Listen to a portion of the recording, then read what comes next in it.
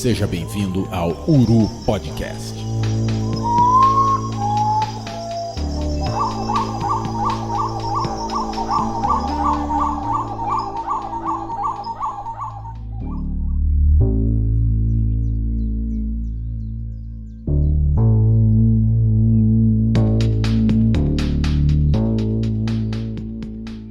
Bom dia, boa tarde, boa noite, amigos das aves.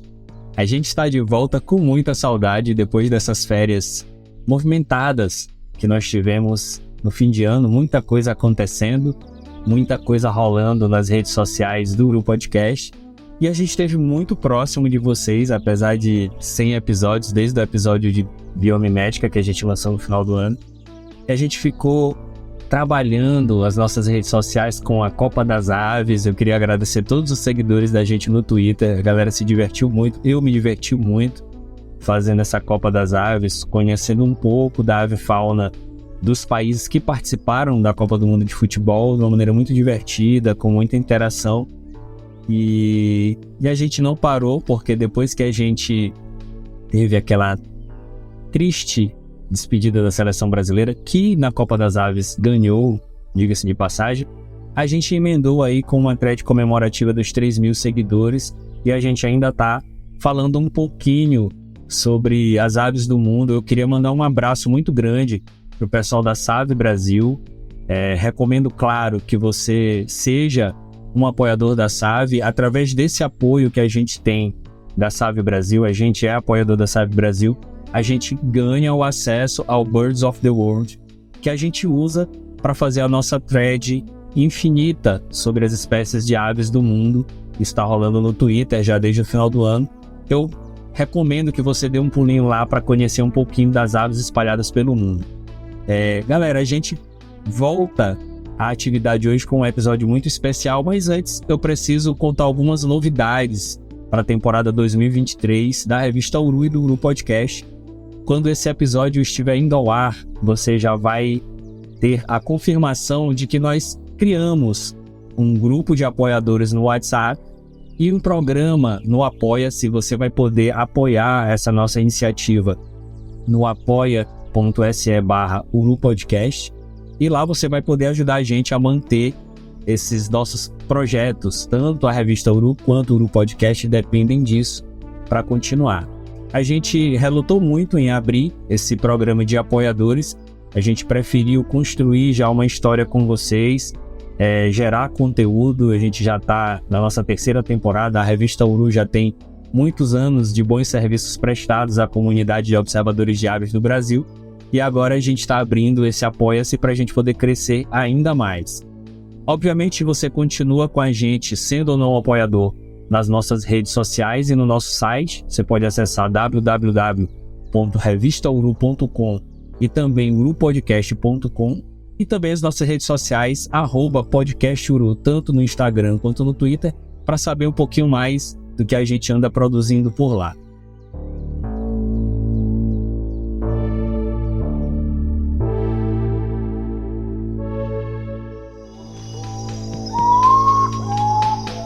Uru Podcast.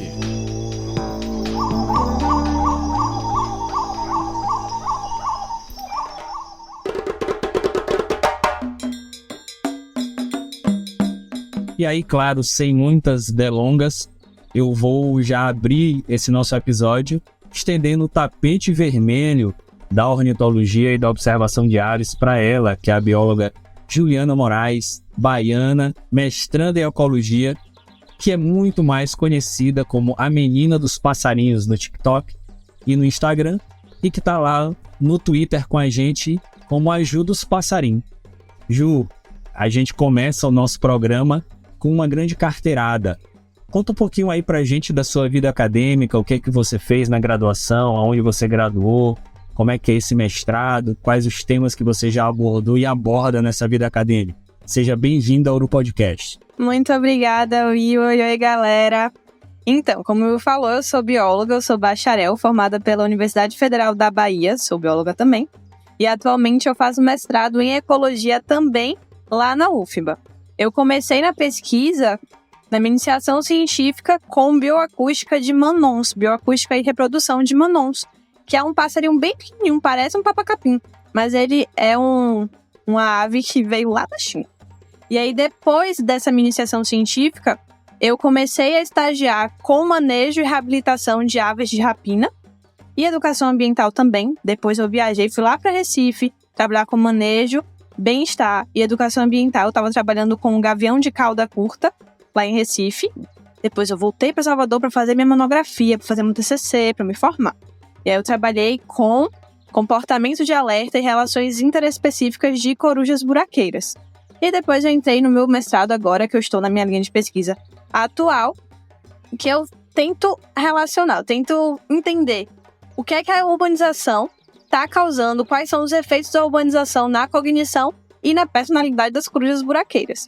Então eu tô nessa linha, eu sempre tô, desde a minha iniciação científica, com aves mais urbanas, com efeitos da urbanização no comportamento animal e com ecologia comportamental. Agora eu tô na ecologia cognitiva, mas ainda na ecologia comportamental. Então é uma área que eu gosto muito. Tô trabalhando com aves e cada vez que eu descubro um pouquinho sobre aves, eu me apaixono mais. É uma imensidão, é um mundo. E é isso. Quando a gente conhece, a gente vai se encantando. Ah, mas não tem como. Tem como a gente não cair um pouquinho mais de amor por elas a cada dia.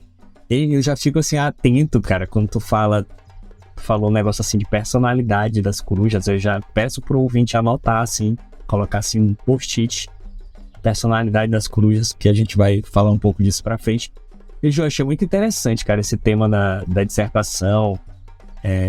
Antes eu vou mandar um abraço, tu falaste de trabalho de bioacústica, mandar um abraço pro nosso grande amigo Cabaral, @Cabaral lá no Twitter, o Carlos, que agora é criador de abelha, criador de jataí. Um grande abraço, meu amigo. Nessa temporada a gente deve bater um papo aqui também mais pra frente no podcast. E aí, voltando pra Ju, esse tema, a gente pensa sobre o impacto, né, da urbanização no comportamento das aves. A gente já falou, a gente já teve um episódio para trás com o William Menck, e aí lá no Planeta das Aves a gente já teve algumas abordagens sobre isso. O caso mais famoso é dos sabiás laranjeira antecipando o horário do canto de madrugada dele para bem antes do nascer do sol e deixando o pessoal lá do Sudeste maluco, né? Com o sabiá cantando 2h30, 3 horas da manhã por causa do barulho, para não competir. Mas aí tu falaste dessa tua pesquisa em que isso também tem impacto na personalidade, na vida, na rotina das corujas buraqueiras. E aí eu te pergunto, claro, e aí é quase que um spoiler, né, da tua dissertação, o que tem rolado, assim, de principal alteração na rotina delas, assim? Qual o impacto que tu já observa, assim, que tu pode antecipar pra gente? Olha, o impacto principal que a gente observa é a diferença da tolerância que as corujas em ambientes urbanos têm quando a gente compara com os seus co-específicos que estão em um ambiente menos urbanizado. E eu falo assim, corujas, mas são aves em geral. As aves do ambiente urbano, elas são muito mais tolerantes à presença do ser humano, ao ruído urbano. A gente vê que elas conseguem até tolerar uma aproximação muito maior da gente. A gente consegue chegar muito mais perto das corujas aqui no ambiente urbano do que em outros lugares que estão menos urbanizados, que tem menos movimentação humana. Então a tolerância é, sem dúvidas, a maior diferença. Mas como eu falei, personalidade e cognição também estão ali no meio. Quando a gente fala personalidade, muita gente não sabia nem que animais poderiam ter personalidade. Muita gente fica surpresa quando eu falo que eu trabalho com personalidade de corujas buraqueiras. Mas a personalidade está ali em como aqueles animais vão responder aos estímulos, às mudanças, aos diversos estímulos que o ambiente está dando. Então, e aos diversos contextos também em que aquele animal está inserido. E no ambiente urbano a gente tem diversos estímulos novos, estímulos o tempo todo. Então são condições muito diferentes daquele ambiente mais natural, menos urbanizado. E aí, como as corujas estão respondendo, como os animais estão respondendo a esses novos estímulos, que é aí que tá o ponto. Que por que esses animais que estão no ambiente urbano estão se adaptando tão bem? Por que eles estão se dando tão melhor do que outras aves que não têm essa facilidade de se adaptar no ambiente urbano? Então fica muito questionamento. É uma formiguinha que a gente vai tanto no vídeo e você fica, meu Deus, o que é isso? Por que isso acontece? E aí você vai cafucando, e quanto mais você pesquisa, mais perguntas vão surgindo. E é muito interessante, porque a gente pode ter personalidades mais ousadas, personalidades mais tímidas, animais que são mais ousados, eles podem se colocar mais em risco. mas em contrapartida eles estão aproveitando melhor as novas oportunidades que estão surgindo no ambiente também. Já os indivíduos mais tímidos, eles não se colocam tanto em risco, eles são mais conservadores na hora da tomada de decisão, mas eles podem não aproveitar tão bem as oportunidades que estão surgindo ali. Então fica um embate. O que é que está acontecendo? Qual é a chave? Qual é o mecanismo-chave que está causando esse sucesso adaptativo dessas espécies aqui no ambiente urbano? Então é um negócio incrível. E a gente percebe mudanças comportamentais quando a gente compara indivíduos de ambientes urbanos e indivíduos que estão em ambientes menos urbanizados. E é uma pulguinha que fica atrás da orelha, menino. Você fica se perguntando o tempo todo o que é que tá acontecendo. É incrível. Eu vou puxar pra frente um pouquinho aqui por conta da maneira como tu respondeste, mas antes de eu passar pra isso, eu vou atender aqui uma demanda que foi a tarde inteira no nosso direct aqui do Twitter, porque a gente soltou lá cedo, de manhã, avisando que ia gravar hoje o primeiro episódio da terceira temporada com a Ju, e aí eu pedi pro pessoal mandar algumas perguntas, né? Entre mortos e feridos, a grande maioria me pediu para perguntar para Juliana sobre os nomes das corujas. E aí você, que ainda não segue ela lá no Instagram ou nas outras redes sociais, e eu recomendo que siga, você não faz ideia dos nomes desses bichos. Eu tenho um favorito, né? Eu já me entrego aqui, eu gosto muito do Kobe Bryant, né? Jogador de basquete, enfim. E a minha favorita, o meu favorito é ele, é o Kobe. Mas eu vou pedir pra Juliana falar um pouquinho desses nomes. Eu acredito que esses nomes tenham a ver com essa personalidade, com essa ousadia, com essa timidez. Mas fala um pouquinho pra gente aí dos nomes deles, Ju, por favor. Então, eu coloquei os nomes na época do meu TCC. E era um mecanismo que eu usava para diferenciar as minhas amostras. Era só um nome que eu só usei na minha planilha. Mas depois, eu conversando com as pessoas ficavam encantadas, falavam, nossa, que legal os nomes. Então, eu comecei a espalhar e todo mundo já tá sabendo. Então, eu vou começar pela orla de Salvador e vou falando de baixo para cima. Os nomes eu dou de acordo mais com o ambiente. Porque como eu chego e preciso nomear logo que eu chego para saber, para identificar, eu vou mais pelo ambiente que elas estão. Então, tem 2 corujinhas no Porto da Barra, que é onde sai o carnaval. O nome original delas era Xande de Harmonia e Carla Pérez. Só que depois eles ficaram conhecidos como Corujito e Corujita. E aí ficou Corujito e Corujita. Aí depois nós temos minha paixão, meu amor, que é Peter e Mary Jane. Que foram as primeiras corujas que eu trabalhei no meu TCC e que eu tô acompanhando até hoje no meu mestrado. Que é Peter e Mary Jane. Eles tiveram filhotes e os filhotes são Bob Esponja, Cosme e Wanda. E são 3. E aí outros já saíram, tipo Gary, Patrick, já saíram. Harry também já saiu e tudo mais. A gente tem outro ninho que é Harry Potter e Gina, que eles receberam esse nome porque eles fizeram um ninho no muro. E aí eu falei, meu Deus, parece a plataforma 934, porque eles entram no muro, assim, eles iam com tudo voando, assim, entravam. Eu falei, tá perfeitamente a plataforma 934. Então, chamei de Harry Potter e Gina. Só que eles mudaram o ninho e foram pro lado da quadra de basquete. E aí eles tiveram filhotes lá. E aí, quando eu vi isso, eu falei, não, preciso dar o nome desses filhotes em homenagem a jogadores de basquete. E aí, os filhotes se chamam Kobe Bryant, que eu amo, eu sou muito fã do Kobe. Acompanho ele há muito tempo, né? A morte dele foi muito triste pra mim. E o segundo filhotinho se chama Gui Santos, que é um jogador de basquete que foi draftado. Ele é brasileiro e ele foi draftado, tá jogando agora no Golden State. Então foi incrível. O Gui já sabe que tem uma corujinha com o nome dele, eu achei isso maravilhoso. As outras corujas são WandaVision, tem Fred e Daphne, tem Bonnie e Clyde, tem Tarzan e Jane, tem Peter Quill e Gamora, tem Tony Stark e Pepper, tem também, deixa eu ver quem mais, tem Damon e Rhaenyra, tem Lisbela e Leléo, tem Rosinha e Chicó, e eu acho que, por enquanto, é só. Me pegou demais aí, Chicó e Rosinha. Ai, nossa, a Rosinha gritava demais, menina. A gente chegava, a gente despontava, ela já tava gritando. Eu só lamento que lá não tenha uma Sandy, porque tem Bob Esponja, tem Gary, e aí eu acho triste não ter uma Sandy no meio. Eu fiquei esperando aparecer mais 2 corujas pra chamar de Lula Molusco e Sandy, só que não apareceu. Ia ser muito estranho também uma coruja com o nome de Plankton, mas a gente deixa isso pra outra conversa.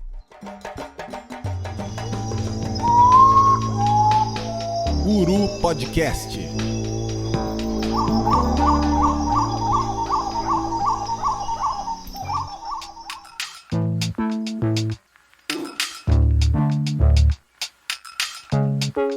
olha só, vocês já notaram que a Juliana tem o dom, né? A pessoa tá à vontade aqui no bate-papo e você percebe logo a experiência que Juliana tem com divulgação científica. E aí eu não tenho como não perguntar para ela como é que isso surgiu. Porque assim, eu também fiz... eu sou formado em farmácia, vocês já sabem disso e tal, um biólogo frustrado desde sempre. Mas esse contato com a divulgação científica é bem recente para mim. É bem recente mesmo. E eu percebi lá no Twitter que existe uma comunidade de divulgadores de ciência, muita gente boa divulgando biologia, divulgadores da natureza e tudo. Mas não é fácil, assim. Não é todo mundo que consegue ter o traquejo, consegue ter os maneirismos para fazer essa divulgação bem feita e com sucesso. E é bem complicado arregimentar seguidores, assim, porque às vezes a gente ama aquele tema, mas a gente não consegue falar daquele tema de uma maneira atrativa para o grande público. E Juliana tem milhares de seguidores. Quando ela fala que o Gui, jogador de basquete, sabe que tem a coruja, eu tenho certeza que ele segue ela no TikTok, entendeu? E aí eu queria perguntar pra ti, Juliana, como é que surgiu, como é que a divulgação apareceu? Foi na época da IC, foi finalzinho lá do TCC, mas como foi? E também, claro, quando foi que caiu a ficha, tu te surpreendeste muito com o crescimento dos perfis, quando foi que tu ficou pensando assim, caramba, é muita gente vendo esse vídeo aqui, a responsabilidade aumentou, enfim, como é que isso impacta o teu dia a dia, se é que impacta? Conta aí um pouquinho pra gente da história desses perfis de divulgação aí. Eu comecei a fazer palestras e fazer apresentações de educação ambiental nos meus estágios. E eu comecei a gostar muito disso. Eu achava que era um desafio muito legal, porque a gente não sabia com qual público a gente lidaria naquele momento. Eu apresentava para a galera da graduação, eu apresentava para outros cursos da graduação, eu apresentava para adultos, para adolescentes, às vezes eu apresentava para crianças. E era sempre um desafio muito grande você adequar a sua linguagem para conseguir estabelecer uma comunicação de forma eficiente com aquele público novo.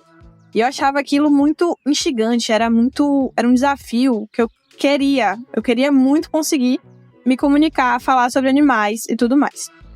E aí, quando eu fui para Recife, eu já estava trabalhando há um tempo com educação ambiental, eu já estava tendo esse contato, já estava muito animada, e eu aproveitei que eu estava lá para fazer um curso de oratória. Porque assim, eu tô falando agora, tudo bem, tudo direitinho, mas antes eu ficava nervosa, eu ia de nada para lugar nenhum, eu não conseguia estabelecer uma linha de raciocínio, eu começava a gaguejar, não tinha esse jeito para falar. Não tinha esse jeito nem de me organizar para conseguir me expressar corretamente e de uma forma que as pessoas me entendessem. Então eu queria muito fazer um curso para eu conseguir adequar a minha linguagem de forma mais fácil, que eu conseguisse me comunicar. Aí eu fiz esse curso. E aí logo depois eu voltei para Salvador, fiz meu TCC, dei um stand-by, não gravei nada, não fiz nada. Eu comecei a gravar vídeos no meu perfil pessoal, assim, bem, sabe, sem pretensão nenhuma. Só porque eu queria começar a falar sobre corujas. Eu comecei a falar sobre corujas lá. Foi bem aleatório. E aí depois do meu TCC, eu vi uma oportunidade de criar uma página para falar sobre o que eu já estava falando na minha página pessoal. E foi aí que surgiu a página do Meninos Passarinhos. E logo que eu criei a página, entrou a pandemia, me tirou do eixo total, acho que tirou todo mundo do eixo também, a pandemia, o lockdown. E aí, paralelo a isso, teve o lançamento de um concurso lá pela UFBA.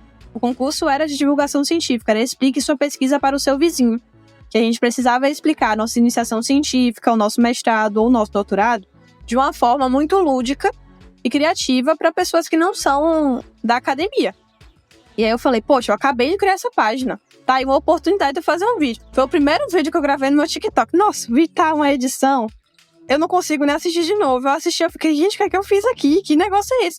Mas foi a minha primeira experiência gravando vídeos assim.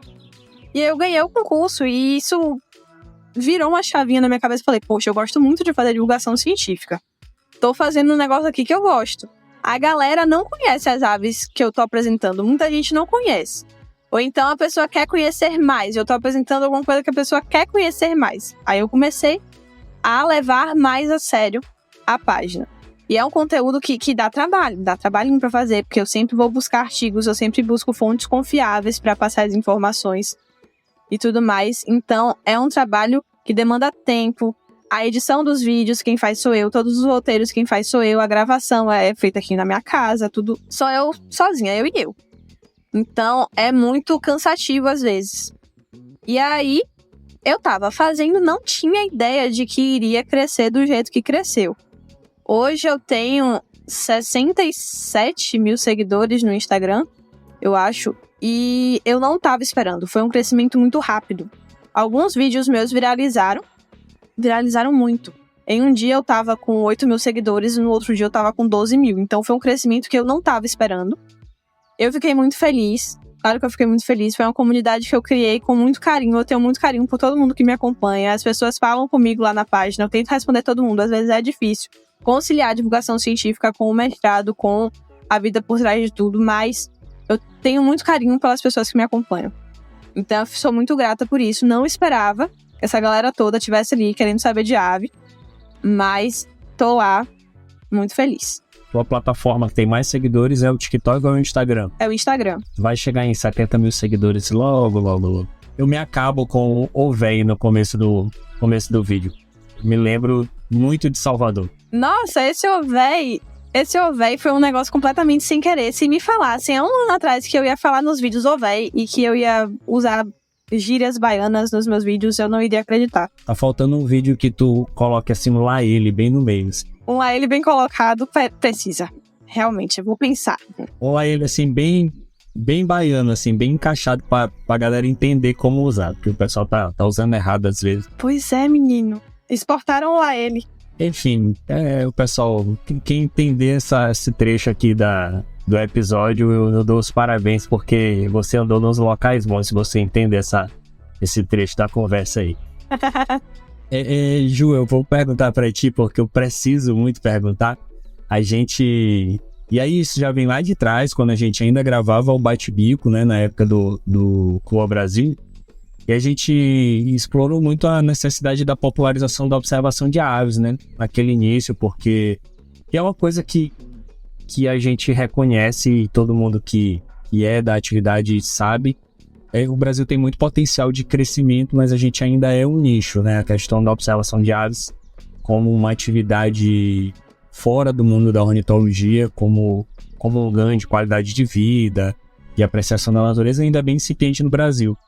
E aí, pra gente, particularmente pra mim, ver teu perfil com um alcance relevante, assim, com uma linguagem popular, uma linguagem bem bacana, atraindo crianças e tudo para aquele conteúdo, eu fiquei muito feliz, a gente da observação de aves ficou muito feliz com isso. Eu queria de ti, assim, uma impressão sobre a observação de aves. Eu vou te perguntar na Bahia, porque eu já passariei na Bahia, nunca passarei em Salvador, mas já fui a Canudos, eu já fui dar uma passarinhada lá na Chapada Diamantina para ver alguns bichos assim bem característicos daí, os mais famosos bichos da Bahia, os mais restritos. Mas eu queria a tua impressão em relação à atividade no estado e o que tu pode falar sobre o potencial do Brasil. E se tu tens alguma sugestão assim de popularização, do que tu vê assim de dificuldade, porque eu imagino que muita gente se interesse e fique pensando, cara, como é que eu posso ver esse bicho de perto? Eu vejo muitas dicas nos teus vídeos. Então, queria uma fala tua passando um pouco dessa impressão de como é a atividade aí, né? E o que tu acha, como é que tu acha que vai ser o futuro dessa atividade, falando de Brasil também? Eu acho que aqui na Bahia, a observação de aves ainda é bem embrionária. Tá crescendo, tem grandes guias de observação aqui, que são incríveis, que são pessoas que eu tenho um carinho imenso, que me ensinam muito e que eu acompanho com... Nossa, tipo a Cristine. Eu sou apaixonada pelo trabalho dela, do Ciro também, pessoal do sul da Bahia. Mas não é uma atividade que tá no auge. Eu entendo isso hoje aqui na Bahia. A gente tem uma biodiversidade incrível, mas que às vezes as pessoas até não conhecem guias que podem levá-las para conhecer esses animais. A gente tem a Chapada Diamantina, que tem vários guias para levar nas trilhas, mas um guia específico para aves é difícil de você encontrar. Às vezes as pessoas até me perguntam e eu fico, tem tal e pessoa que eu sei. E aí tal e tal pessoa que eu indiquei já tá ocupada. Então, ainda tem uma demanda que às vezes não consegue ser atendida, infelizmente. Eu espero que isso mude em breve, porque o potencial daqui é muito grande. para a observação de aves. Assim como no Brasil, a gente tem muitas iniciativas do Vem Passarinhar, que eu acho incríveis. Eu queria que tivesse o Vem Passarinhar Salvador. Nossa, eu queria muito, mas ainda não rolou. E eu espero que role em breve. Eu acho que essas iniciativas levam também a observação para um patamar diferente. Eles têm esse intuito de aproximar as pessoas da observação de aves, mostrar que não é só biólogo que faz observação de aves, não é só veterinário e tudo mais. E eu acho que fazer a divulgação científica e tirar essa ideia de, ver ave precisa de equipamentos caros, você só consegue fazer se você for um profissional, você só consegue fazer com isso, isso e isso. Eu acho que tirar essa ideia também é importante, porque uma pessoa pode ter um acompanhamento. A pessoa pode buscar um guia que vai te explicar as coisas e que vai te mostrar os caminhos. Então tem um potencial muito grande. Eu acho que tirar também... a divulgação científica em si tem esse objetivo, né? De ultrapassar as barreiras da universidade para aproximar a sociedade do conteúdo que é gerado lá na universidade. Eu acho que a observação de aves também tá numa lacuna, assim. Ela não estava se encaixando direito com a sociedade, mas muita gente tem interesse de ver aves. Tem interesse de conhecer mais sobre aves, mas não sabe como. Eu acho que a observação está crescendo, está atingindo um público diferente agora. Muita gente tem se aproximado mais. Eu acho que só tem a crescer. Eu acho que nos próximos anos, muita gente vai aprender mais, vai se interessar mais e vai interagir mais também. Na pandemia, eu via muito ciência cidadã. Muita gente fazendo observação da própria janela de casa, listando animais que via e fazendo catálogos de espécies. Então, catálogo de catalogar, de quantidade mesmo, de quantificar. Então, eu acho isso muito legal, porque a gente mostra que a ciência não é só feita dentro da universidade. A gente tem cientistas cidadãos que podem ajudar muito, contribuir muito. A observação de aves está aí para mostrar que é muito importante mesmo. O Wikiaves é uma enciclopédia incrível para a gente entender como essas espécies estão se distribuindo, quais são as ocorrências delas, em que locais a gente consegue observar, em que locais essas espécies já foram registradas. A gente tem a observação de aves como uma ferramenta com um potencial imenso para contribuir para a ornitologia. Muito, muito grande mesmo. E eu vejo que a gente tem que valorizar muito e a gente tem que apoiar bastante também.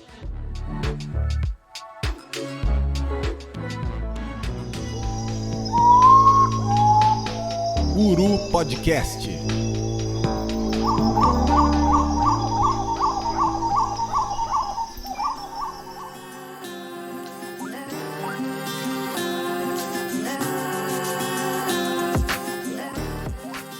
Bom, pessoal, eu vou mandar aqui logo um abraço aqui no meio do episódio. Preciso mandar um abraço pro Matheus Reis. Beijo teu! Sigam lá o Matheus no Twitter, Legião Escamada, crescendo forte. Falando de muito bicho legal, ele mandou um abraço. Ficou feliz que a gente ia começar com a Ju. Inclusive disse que a gente estava começando em grande estilo, eu concordo. Mandar um abraço para Cris Blanco, que já tá feliz porque a gente tá falando de bichos lindos, segundo ela, eu concordo demais também. E eu vou mandar um abraço aqui especial pra Nina Pagnani. Nina, ela é professora de genética na Federal do Paraná e tá ligada e disse que já que o episódio é de coruja, ela já amou sem nem escutar. E aí, a gente agora vai passar por uma parte mais, eu vou dizer técnica, apesar de que falar de passarinho pra gente às vezes não é tão técnico assim, a gente mistura logo uma subjetividade no meio. Eu preciso virar a chave agora pra gente poder arrancar da Ju aqui algumas palavras sobre as corujas de uma maneira mais focada na Taenicunicularia, que é a espécie que ela trabalha. E Ju, as corujas buraqueiras, elas realmente estão em todas as praças do Brasil? Em todas as praças eu não sei, mas em todos os estados com certeza.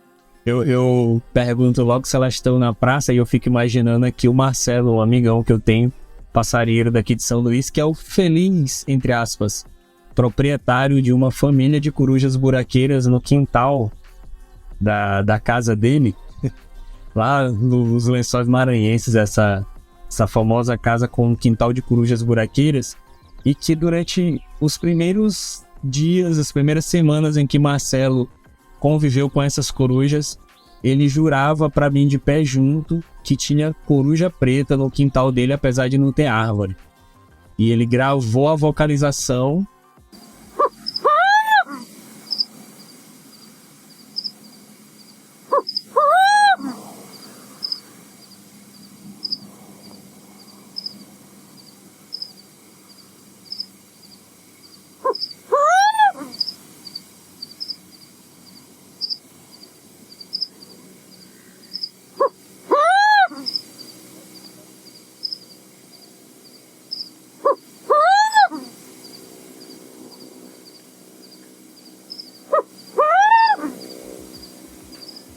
me mandou no WhatsApp e eu fiquei, caramba, essa vocalização de coruja preta. E depois a gente descobriu que era uma vocalização diferente da coruja buraqueira. Eu fico muito impressionado com esses bichos sempre. E aí, João, brincadeiras à parte, a gente já tem uma ótima resposta para onde vivem, porque a gente sabe que essa coruja ela é plenamente espalhada pelo Brasil, onde tem uma área aberta realmente há um potencial grande para ter uma coruja buraqueira. E aí já deixo aqui a recomendação para quem puder, dar uma olhada lá. A Ju gravou ano passado com o pessoal do Biologismo, um episódio muito legal, recomendo demais, então deem uma olhada lá. Falou muito sobre as corujas e eu já deixo esse gancho para vocês visitarem também um episódio que nós gravamos sobre as corujas há alguns anos atrás. E pedir para a Ju falar um pouquinho para a gente desse grupo, do ponto de vista... Não vou nem falar as corujas que ocorrem no Brasil, apesar da nossa diversidade ser grande. Falar das corujas em geral pra gente aí, Ju.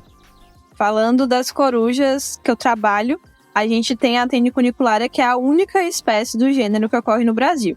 Existem mais de 20 subespécies, mas só a Tenicunicularia ocorre aqui. Ela tem uma área de ocorrência imensa, é muito ampla. É desde o Canadá até a Argentina. Então tem no Brasil todo. Achavam que não tinha na Amazônia, mas já tem várias corujas buraqueiras lá em Manaus também. Então, tem coruja em todo canto. É uma espécie que está se adaptando muito bem aos diversos ambientes, tanto ambiente urbanizado quanto ambiente que não está tão urbanizado assim. E uma coisa muito interessante das corujas buraqueiras é que elas são diurnas. Então, a gente passar de dia perto de um ninho, você pode avistá-las. E mesmo elas tendo um hábito conspícuo, ela fica ali, pousado num puleiro que está à mostra numa área aberta, vegetação baixa, bem exposto. Muita gente não vê, porque elas têm as penas numa coloração que ajuda muito na camuflagem. Não é uma camuflagem estilo Bacurau, estilo Urutau, mas elas se camuflam muito bem. Tanto que tem ninhos que eu acompanho que ficam no meio de um estacionamento, no meio de uma trilha, de uma passagem. A galera passa a menos de 1 metro da coruja e não vê. Ela tá ali de boa. Então, mesmo ela tendo esse hábito conspícuo, ela tá ali camuflada. E isso é muito interessante. Aí sim, uma coisa que eu acho muito interessante sobre as corujas buraqueiras é que o nome já sugere que elas têm um ninho no chão. Elas fazem ninho no chão, é um buraco. Mas elas podem ter mais de um ninho. Eu acho isso super interessante, porque às vezes a gente não encontra a coruja num ninho, vira um pouquinho, se desloca uns 3, 4, 5 metros e ela tá no outro ninho alternativo. E são várias entradas alternativas que elas podem entrar no seu ninho. Às vezes são 2 ou 3 ninhos alternativos também. Eu acho super interessante. E são ninhos, eu não tinha nem ideia de quanto era, mas são 3 metros que elas podem chegar. Elas podem cavar até 3 metros. Então é super interessante. E uma coisa que eu vi muito aqui no ambiente urbano, né, no ambiente urbanizado, as corujas se aproveitam muito de buracos que já existem.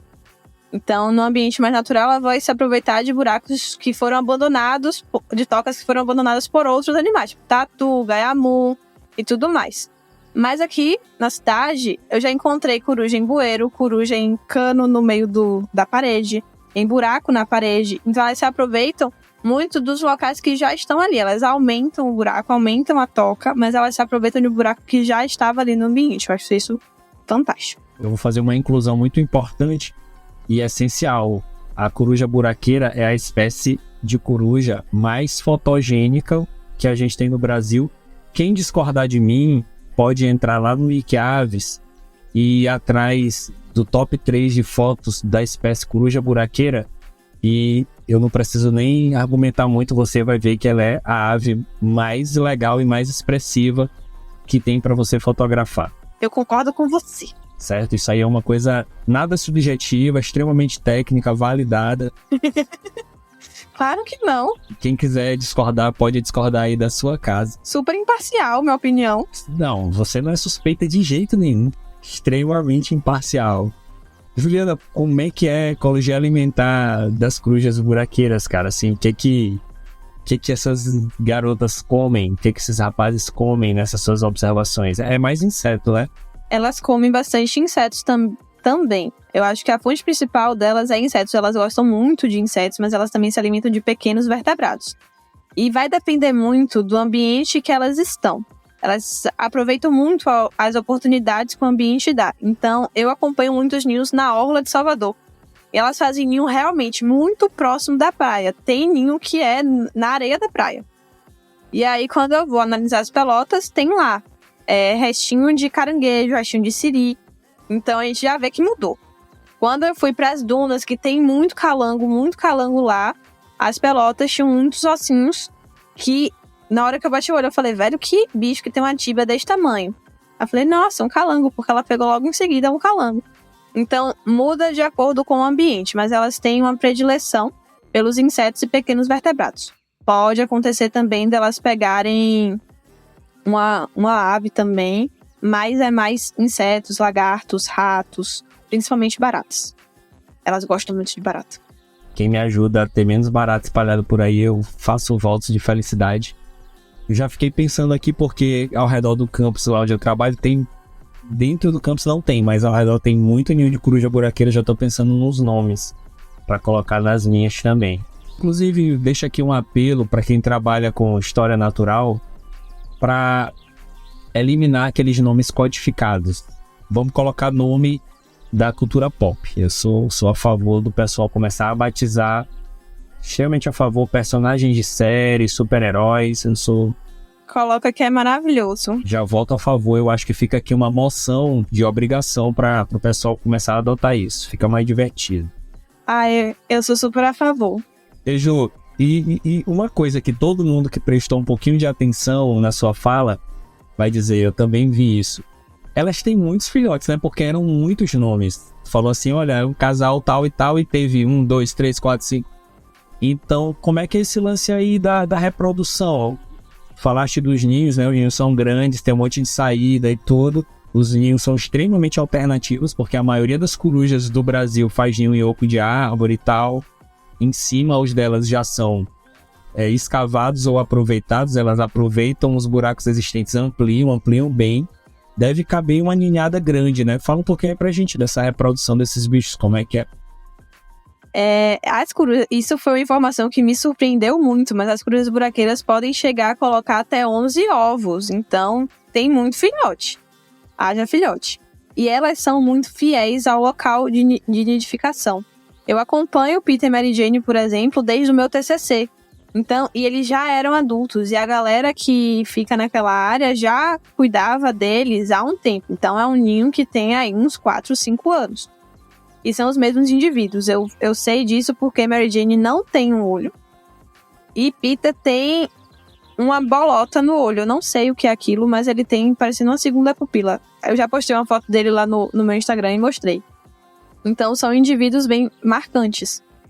E aí, eles estão lá o tempo todo. Eles são muito fiéis ao local de nidificação. E isso foi um ponto muito crucial para o meu mestrado, porque eu precisava fazer experimento de cognição e de personalidade. Então eu precisava de uma espécie que tivesse a possibilidade de eu fazer réplicas e repetições. Então as corujas buraqueiras foram essenciais.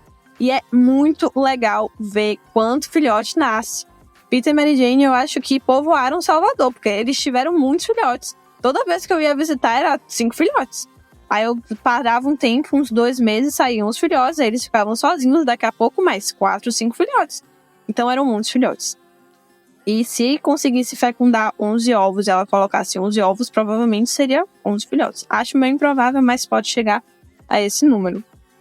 E é muito legal. Não, uma ninhada impressionante.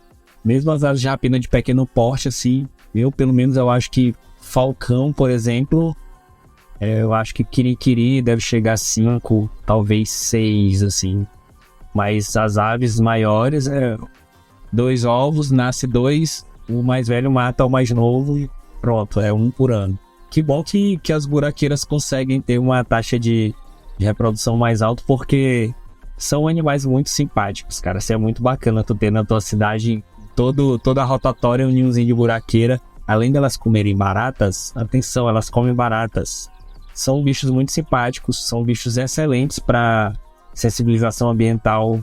Todo mundo curte olhar esse bicho, cara.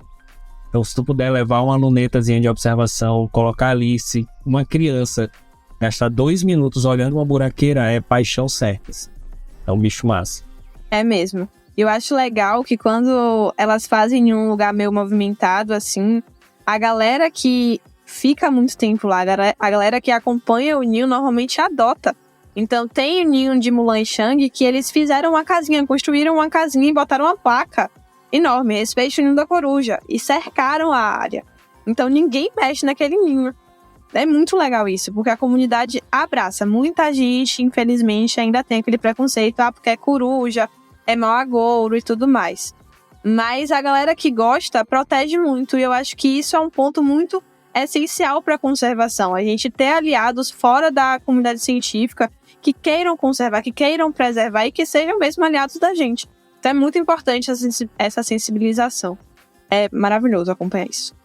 Vou deixar o final desse episódio nesse nível de mensagem da Juliana, porque eu acho que é o que a gente precisa para as nossas aves no Brasil todo. E é óbvio que eu vou agradecer demais, agradeço muito a participação da Juliana aqui com a gente hoje. Esse episódio é um episódio de abertura que eu acho que vai trazer pra gente a certeza de uma temporada de muito sucesso. No episódio final da temporada passada eu agradeci muito vocês, porque vocês triplicaram a nossa audiência entre a primeira e a segunda temporada, e eu tenho certeza que com esse primeiro episódio da terceira temporada a gente abre com um potencial muito bom para estar melhorando ainda mais esses números. Eu agradeço, me despeço. Vou deixar o microfone aberto para a Juliana se despedir de vocês, mandando um abraço para o meu grande amigo, o biólogo Júlio Amaro, que gravou com a gente lá no Bate-Bico um episódio sensacional sobre o grupo das corujas. Quem quiser ter mais contato com detalhes de sistemática e tudo, vai lá, vale a pena, tá disponível no Spotify, tá disponível no Anchor. E é um episódio divertidíssimo, inclusive o Júlio desmente aquela famosa foto da coruja dormindo bêbada. Isso não existe, galera. Eu mando esse abraço pro Júlio, mando um abraço muito fraterno pro Marcos Pérez, grande apaixonado por aves de rapina e por corujas. E agradeço vocês que estão até aqui com a gente nesse episódio, deixando o microfone aberto para Juliana. Juliana, deixa aí uma mensagem final, mande um recado para a galera que te segue, o microfone é todo seu. Muito obrigado por estar aqui com a gente hoje. Eu queria agradecer primeiramente pelo convite e pela oportunidade de estar aqui falando sobre esse assunto que eu amo. Quando eu recebi o convite, eu fiquei muito feliz, foi uma honra imensa poder estar aqui com vocês. Muito obrigado, galera, que acompanhou até aqui, que ouviu até aqui. Eu estou muito feliz pelas pessoas que me acompanham, pelas pessoas que gostam do meu trabalho, e cada vez mais que as pessoas se apaixonam por aves, eu fico mais feliz ainda, porque esse é o objetivo do nosso trabalho, fazer com que as pessoas conheçam e se apaixonem cada vez mais pelas aves. Logo no início do episódio, antes de começar a gravação, eu falei pro Will que eu ia soltar uma novidade nova pra galera. E assim, eu tô em diversas redes sociais e eu convido vocês a me acompanhar nas diversas redes que eu estou. Eu estou hoje no TikTok, no Instagram, no Kawaii e no Twitter também. E agora eu estarei também no YouTube. E essa é a novidade nova. Muita gente pediu, muita gente perguntou se eu estava no YouTube, se eu já tinha canal no YouTube. E eu ainda não tinha. Então eu tô lançando aqui no Uru Podcast para vocês o meu canal no YouTube. Então podem ir lá acompanhar se vocês quiserem conhecer mais sobre aves, mais sobre as espécies de aves, tanto do Brasil quanto do mundo. Estarei no YouTube também agora. Um beijo e muito obrigado a todo mundo que acompanhou até aqui. E mais uma vez, muito obrigada, galera do Uru Podcast. Eu fico muito feliz, cara, que tá aparecendo muito conteúdo de aves, muito conteúdo de qualidade. E não poderia ser melhor encerrar esse episódio com essa novidade. Tô aqui já pensando pensamentos. Aguardem mais novidades. Sigam Juliana em todas as redes sociais. E continuem aqui com a gente durante essa terceira temporada do Uru Podcast. Um grande abraço, galera. E até a próxima. Valeu!